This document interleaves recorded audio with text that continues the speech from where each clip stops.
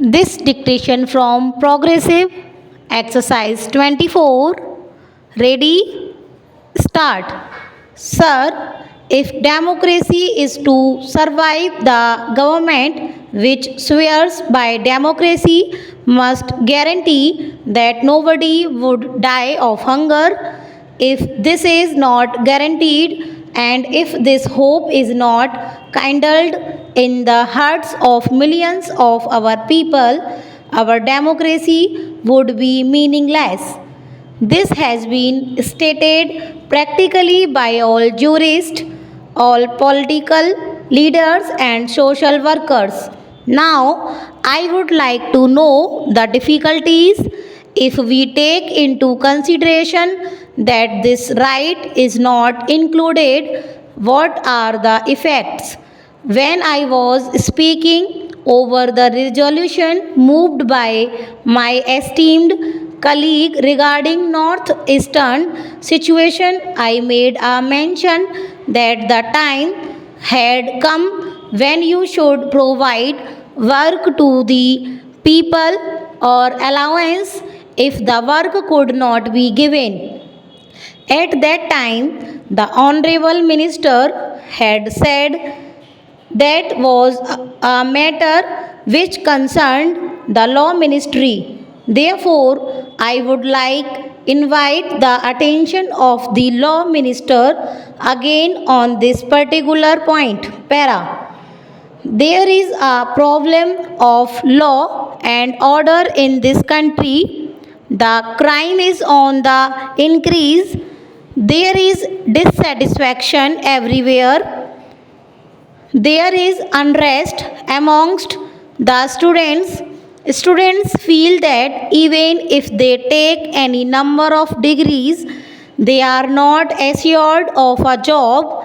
We all know that with 90% marks, they do not get even admission in medical colleges, in engineering colleges. Even after getting MBBS and BE degree, we are seeing what is happening in Delhi. Questions are being raised in this particular house. The number of people below poverty line is increasing every year. If we see this particular data, I think a time has reached when we must introspect and find out the reasons for the same. Para. The question that arises then is how these people are to live. May I ask the Honorable Minister a question? Should they starve? If they declare that they are going to die, you would prosecute them for an attempt to commit suicide. Should they beg? In that case, you would prosecute them under the Prevention of Begging Act. Should they steal?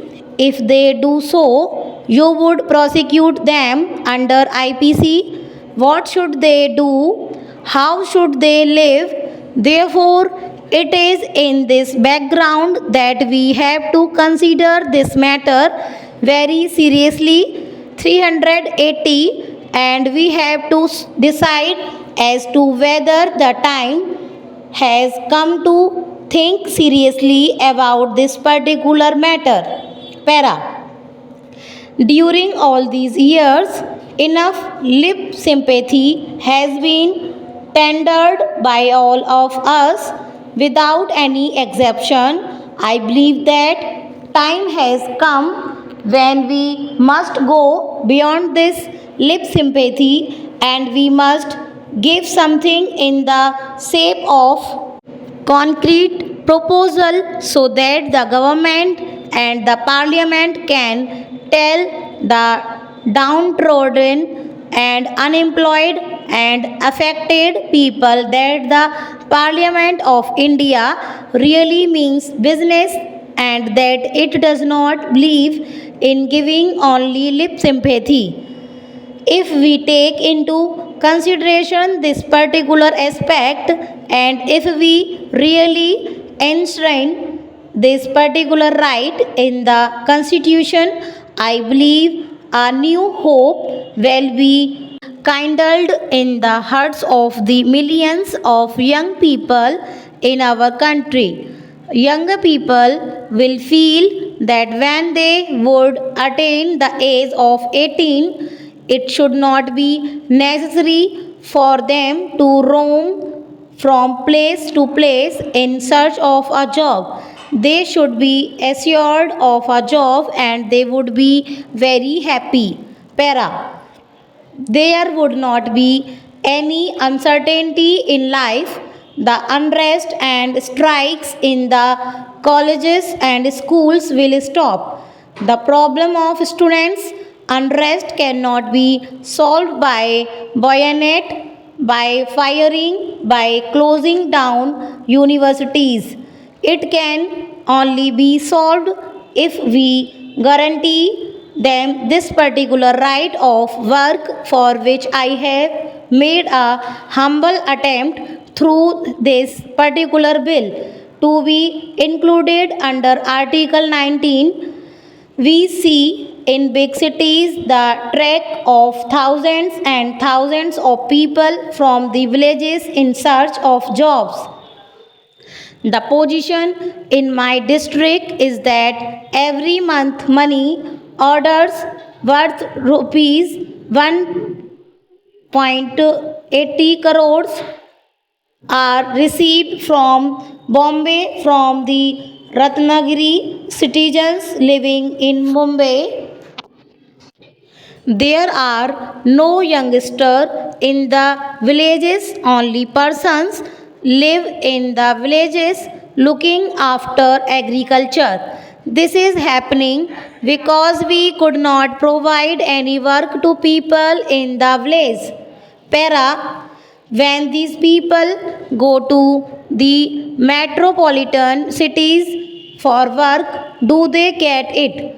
I am reminded of an old essay to which a reference was made by our Honorable Finance Minister, a very interesting adage which is applicable here. On a dark night and in a dark room, people go in search of black cat when in fact there are in none.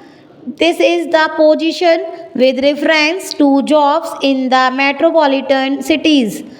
Under these circumstances, I believe that we have to take into consideration this problem very seriously.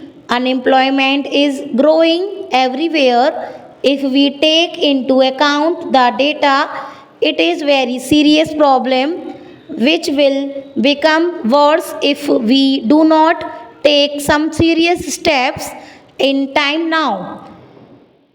With these words, I conclude my speech for the need for providing employment to all young people in the country. Stop.